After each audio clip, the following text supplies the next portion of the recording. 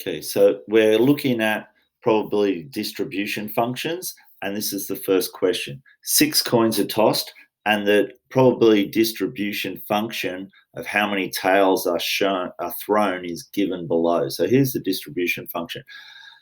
The question is, how did we get this? So if we look at tossing coins, the first coin here can be heads or tails, and all I've done is drawn a probability tree here. The first coin could be a head or a tail.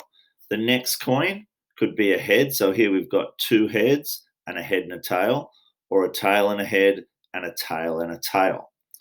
The next coin, so all I'm doing is producing this big probability tree. Now, 6 coins, it's going to be fairly big. So we're not going to go all the way to 6. Here's the third coin. We could have 3 heads, 2 heads and a tail, a head, tail and a head and 2 tails, etc., etc.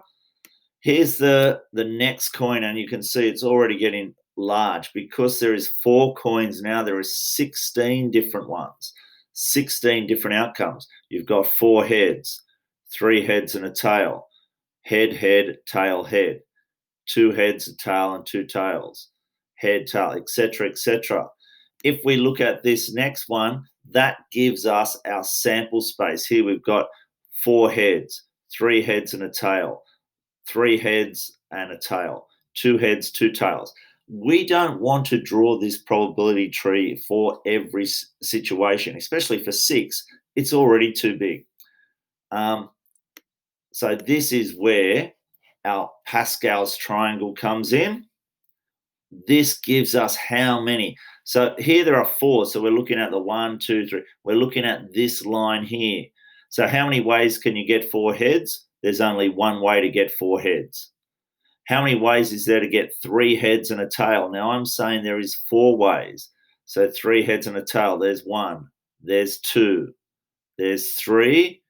And there's 4 ways to get 3 heads and a tail. If you want to stop the video and have a look for others, but there's 4 ways to get 3 heads and a tail. How many ways is there to get 2 of each? 2 heads and 2 tails. There's a 2 heads and 2 tails there. There's a 2 heads. That's 2, 3, 4, 5, 6. That's where we get this 6 from. And then it's just the same. How many ways is there to get 1 head and 3 tails?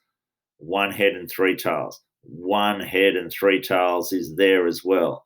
That's the third one. I must have missed one because I know there should be another one there.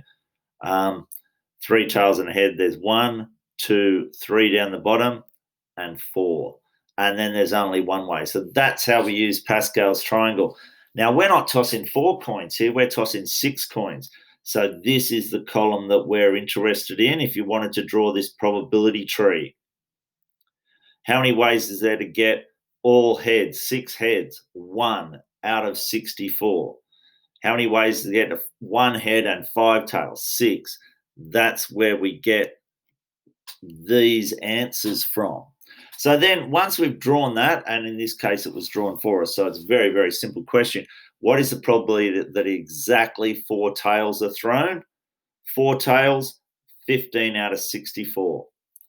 What is the probability that at least 4 tails are thrown? So at least 4 tails. So what does this mean?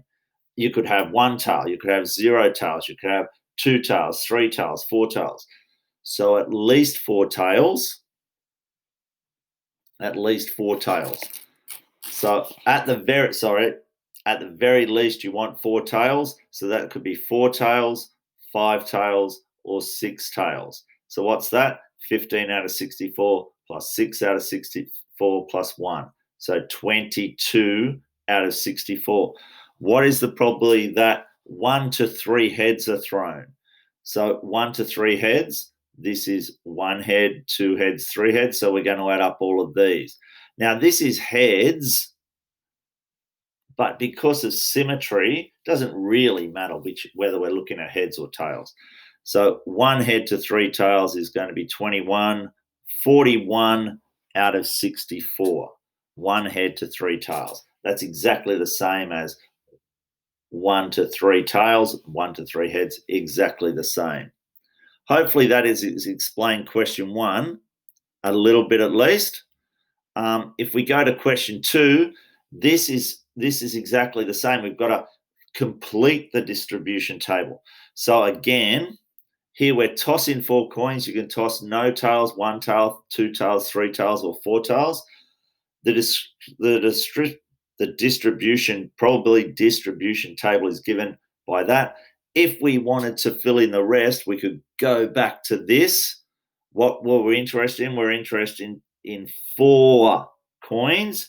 So it's 1, 4, 6, 4, 1. So 1, this would be 4 over 16. And it's not going to let me do it nicely. This would be 4 over 16. And this would be 1 over 16. Okay, so if we just extended these, they'd come out nice. But hopefully you get that idea of how you answer those questions. And then any of the questions there, it would just be a case of answering straight from the table. Hope that explains question 1 and 2 a little bit for you at least. Okay, thanks.